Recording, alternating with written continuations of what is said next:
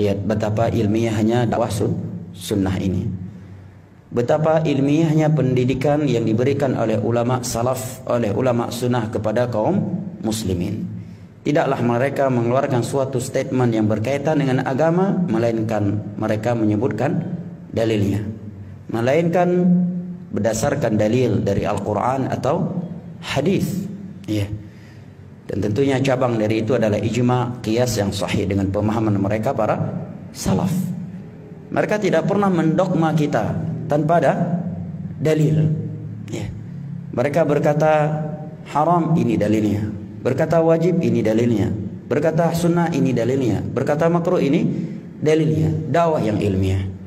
Maka benar apa yang dikatakan oleh sebagian para ulama, bahwa apabila orang-orang yang membenci dakwah sunnah ini karena ketidaktahuan atau karena provokasi sebagian orang terhadapnya, jika dia mau berusaha menilai, mencari, mempelajari apa yang ada di dalam dakwah sunnah ini dengan hatinya yang ikhlas, dengan hati yang bersih dari hasad, dari buruk sangka, dari kotoran-kotoran lainnya, melainkan dia akan mengetahui akan kebenarannya dakwah sunnah yang berdasarkan di atas Al-Quran, berdasarkan Al-Quran dan As-Sunnah, ijma, qiyas yang sahih dengan pemahaman mereka para salaf. Dan dakwah sunnah ini adalah dakwah yang jelas. Ya, sungguh tiada sesuatu yang diharamkan oleh para pendakwah sunnah ini kecuali sesuatu itu memang telah diharamkan oleh Al-Quran dan As-Sunnah. Ya, dakwah sunnah ini yang dibawa oleh Nabi dan para sahabatnya, para tabi'in, tabi'ut tabi'in serta ulama Islam yang datang setelahnya, tidaklah mewajibkan sesuatu kepada umat Islam kecuali sesuatu itu adalah sesuatu yang diwajibkan oleh Al-Quran dan As-Sunnah. Oleh karena itu, saya ingin berkata kepada orang-orang yang suka memberikan fitnah kepada dakwah sunnah ini, yang menuduh dakwah sunnah ini adalah dakwah yang radikal, bahwa dakwah sunnah ini adalah dakwah yang ekstrim, bahwa dakwah sunnah ini adalah dakwah yang memecah belahkan. Hendaknya engkau bertakwa kepada Allah Jalla wa'ala, hendaknya engkau takut kepada Allah, hendaknya engkau banyak mengingat kematian, hendaknya engkau mengingat firman Allah Jalla wa'ala, ma yalfidhu min qawlin illa ladayhi raqibun atid. Tiada kata yang keluar dari mulut seseorang melainkan ada malaikat yang menulisnya, yang dia akan mempertanggungjawabkannya kepada Allah Jalla wa'ala di hadapannya. Dan kepada orang yang mendengar tentang dakwah, bahwa dakwah sunnah ini adalah dakwah yang memecah belah manusia, dakwah yang radikal, dakwah yang ekstrim, atau dituding dengan dakwah Wahabi dan semisal dengannya, coba engkau pelajari, kaji dengan baik, dengan hati yang jujur, dengan hati yang ikhlas, sembari memohon hidayah kepada Allah Jalla wa'ala.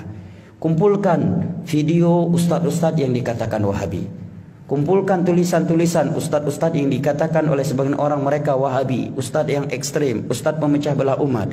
Hadiri kajiannya, dengar, simak, kemudian nilai.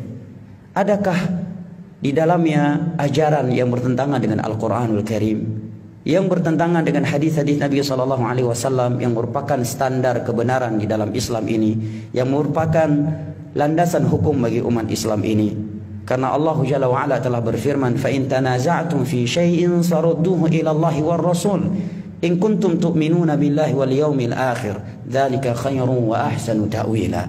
Jika kalian berselisih dalam suatu perkara, maka kembalikanlah kepada Al-Qur'anul Karim dan kepada sunnah Rasulullah sallallahu alaihi wasallam jika kalian adalah orang-orang yang beriman kepada Allah dan hari akhir.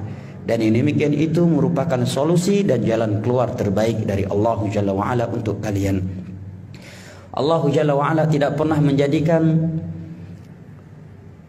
sesuatu atau pegangan mayoritas manusia sebagai standar kebenaran, dan bahwa yang menyelisihinya sebagai kesesatan. Allah Jalla wa'ala juga tidak pernah menjadikan adat istiadat suatu tempat sebagai standar kebenaran, dan bahwa yang menyelisihinya adalah sesuatu yang sesat. Hanyalah Al-Quranul Karim dan hadis-hadis Nabi SAW yang sahih dengan pemahaman para sahabat Nabi SAW. Cabang dari itu adalah ijma seluruh ulama Islam atau qiyas yang mu'tabar sebagai standar standarisasi kebenaran umat Islam, dan segala sesuatu yang bertentangan dengan ini maka dihukumi sesat dan salah. Apabila kita memiliki prinsip yang seperti itu, maka tentunya kita akan mendapatkan hidayah dan akan bijak di dalam bersikap.